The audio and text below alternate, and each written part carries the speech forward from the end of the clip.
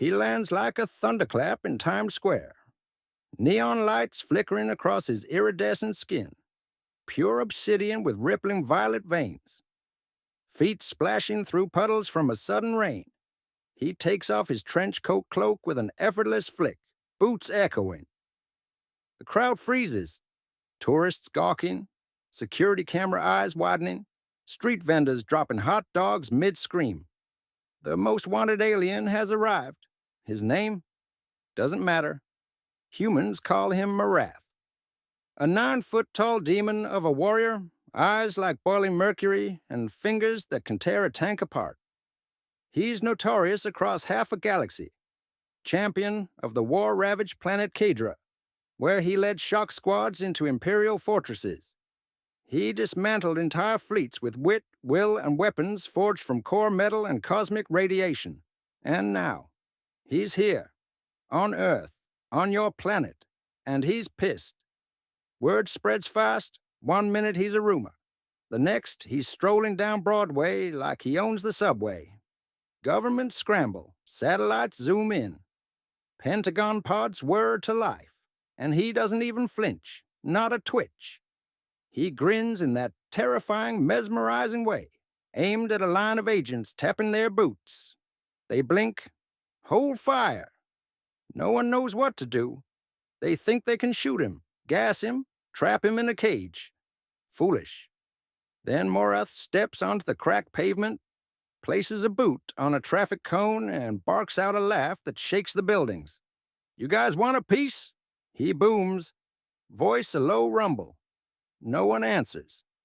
Then, with zero messing, he yanks out his translator rig, an alien crystal device that floats by his ear, and plugs it in.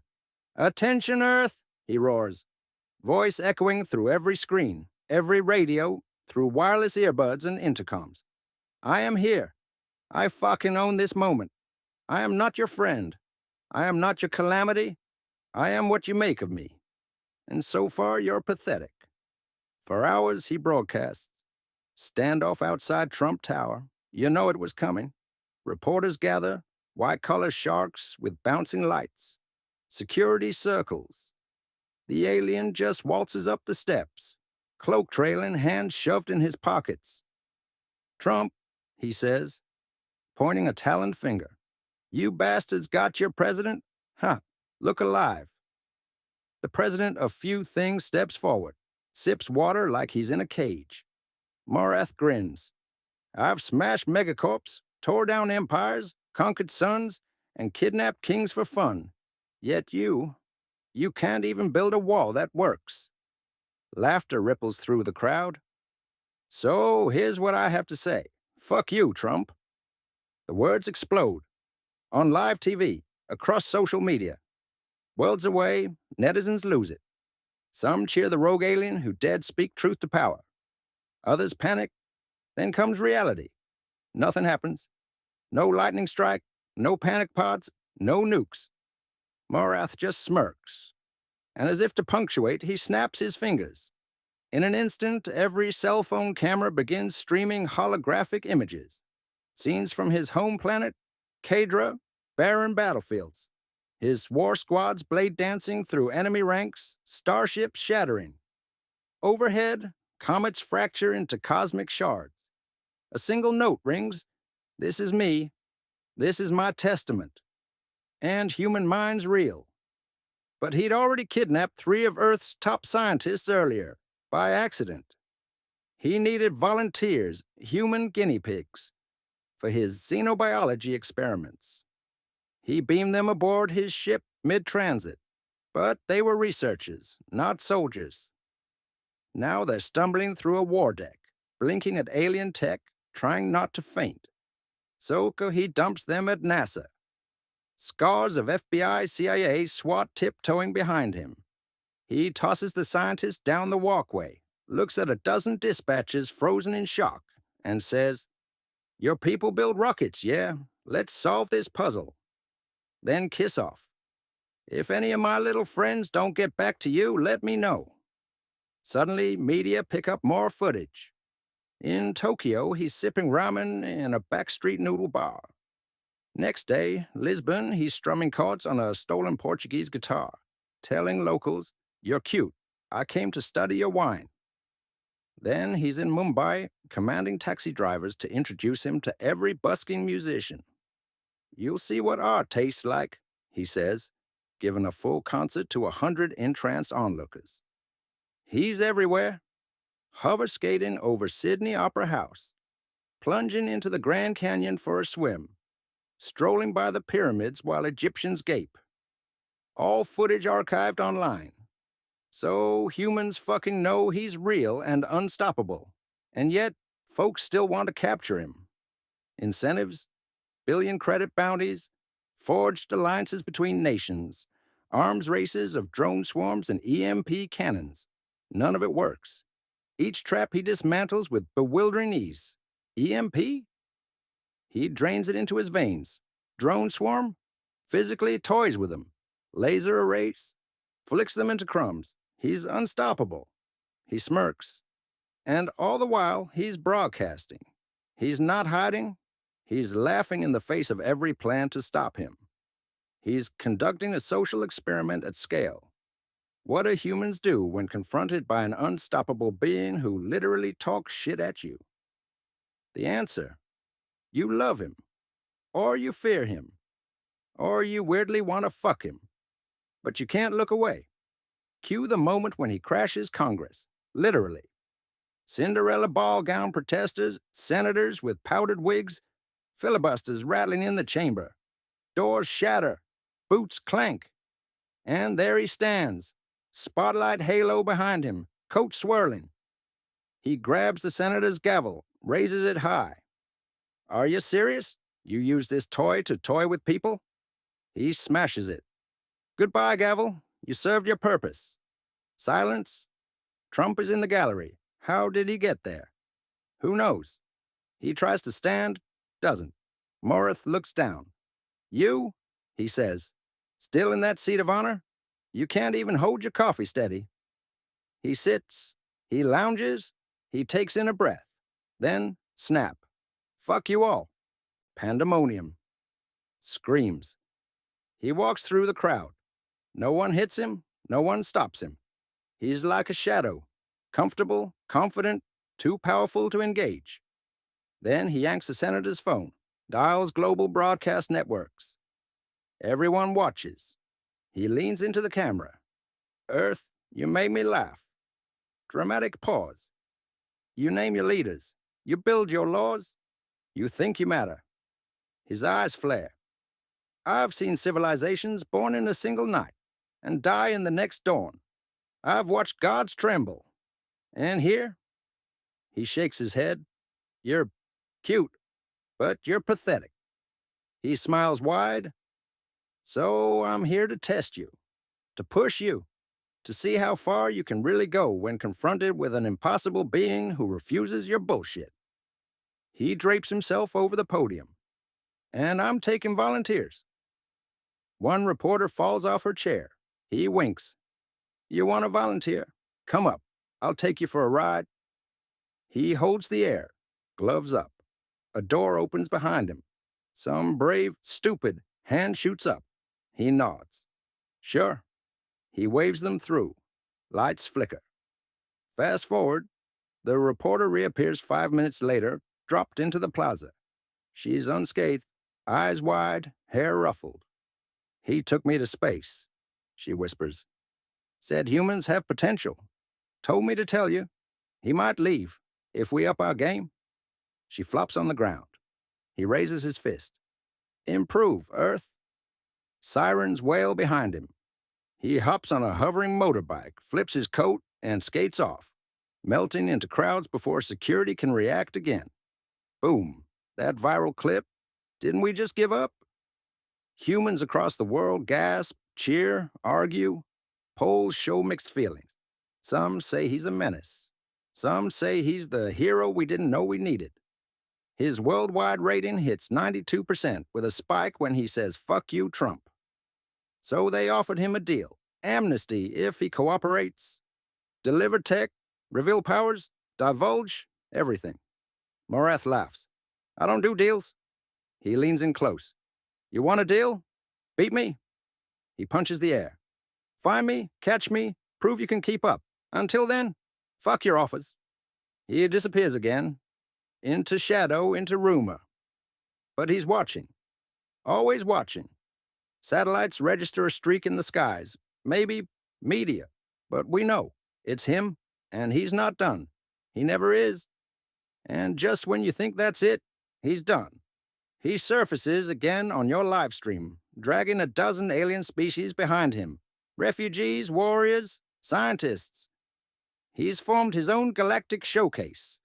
A traveling exhibition of diversity, art, power. He takes them from Earth to distant starports where humans are guests. He invites Earth to show off. Your art, your music, your cuisine. Don't fuck it up, he says. Color glinting under neon lights. This is your invitation, your trial. Don't waste it. And then, after that speech, just as 100 million viewers hold their breath, he shouts his trademark. Now go, fucking show me what you're made of. Neon blue portals open behind him. Spectacular. He waves like a movie star, cloak swirling. Then silence. The screen goes black. And in that black, your mind is racing. Who the hell was that? What is he, and can Earth even try to match him? The world is different now. He's broken your glass ceiling, he's thumbed his nose at your presidents, your governments, and he's challenged you to be better, to do more, to stop being pathetic, to earn respect. He left a message you can't ignore. 1 month later. No sign of him. Not a whisper, not a blip on the radar. Not even a sarcastic alien meme posted to Twitter. Morrath vanished like smoke through a shattered mirror, and humanity was left staring at its own warped reflection. Global panic? No, not really. Instead, humans got weirdly inspired. Earth kicked into a frenzy. Tech labs stayed open 24/7. Sci-Fi conventions quadrupled. And government think tanks finally agreed on something. Let's not piss him off again. But let's definitely impress him next time. Morrath wasn't just a threat now. He was a damn goalpost. Military bases around the world began training AI drone squads designed specifically to survive 3 seconds against him. SpaceX rebranded itself Space Extra Now Please, and Elon tweeted something stupid like, "Challenge accepted, Space Daddy." And Morrath, he watched it all, laughing, from orbit, high above the moon, sitting inside his ship, a cathedral of alien tech woven with stardust and graviton chains. Morrath sipped a martini made from liquefied quasar essence and studied human reactions like they were the galaxy's most ridiculous sitcom. "Look at these meatbags go," he muttered, chuckling. "One insult and they reinvent civilization. Maybe I should have told them their music sucks too." Which, by the way, he thought it did. But then, a ping? Not a normal ping. A challenge ping? He blinked, then grinned. From the North Pole, some rogue human base sent a message. It was crude, messy, full of digital noise and half-assed encryption. But it contained a single image. A drone holding up its middle finger. Below it, the words, "Come back, alien boy, let's effing dance." Morrath stood. He cracked his neck, then his knuckles. Then reality itself rippled around him as he muttered an ancient Cadron war chant. "About damn time?" He tore through the atmosphere like a comet on fire. No stealth this time, no subtlety. He wanted to be seen. A blazing arrow of cosmic vengeance crashing through layers of human sky until he slammed into the frozen crust of the Arctic. Boom! Ice shattered for miles. Northern lights flickered out like someone cut the power, and standing in the smoke, tall and cocky, was Morrath. Arms folded, grin feral. A squad of human-built drones bristling with railguns and sarcasm surrounded him. One stepped forward and projected a voice. Synthetic, sharp. "Alien Unit Morrath. This is Earth Challenge Protocol 1, We are here to give you a proper fight since last time you cheated. Morrath raised an eyebrow. Cheated? I dropped a building on you with my mind. That's not cheating, that's style. The drones opened fire. He smiled. Now this was a warm welcome. For 17 minutes and 29 seconds, the Arctic exploded. Ice rained into the Atlantic. Satellites tracked shock waves. NATO had a heart attack. And somewhere, a guy in his mom's basement was streaming it all with a GoPro he duct taped to a penguin. Morrath danced through bullets, froze time twice, melted a drone with a glare, and caught another in midair just to whisper, "You almost had me." Then he paused, mid-fight, because suddenly a human walked out from behind the last drone. A woman in a flight suit, black as void, with silver streaks in her hair and a calm, unblinking stare. He stopped. "You are either very brave," Morrath said, "or incredibly stupid." She didn't blink. "I'm both.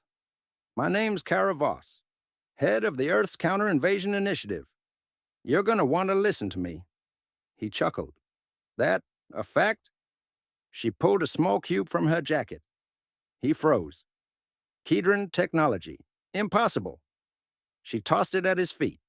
It landed without a sound, unfolded in a pulse of light, and displayed a hologram, a map of Earth, annotated with alien glyphs, and Morrath's name highlighted in red. She looked up.